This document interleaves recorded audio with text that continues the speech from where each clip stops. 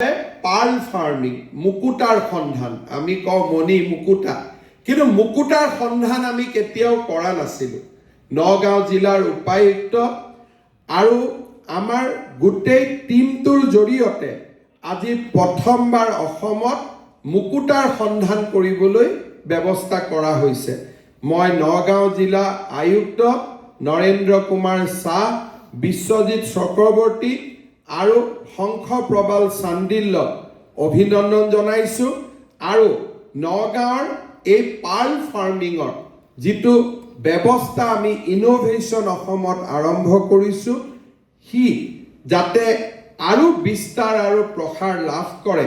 তাৰ বাবে মই তেখেতসকলক আহ্বান জনাম আৰু ইয়াক ৰেপ্লিকেট কৰিবৰ বাবে মই আমাৰ আন জিলাসমূহক আহ্বান জনাম ডিব্ৰু চৈখোৱা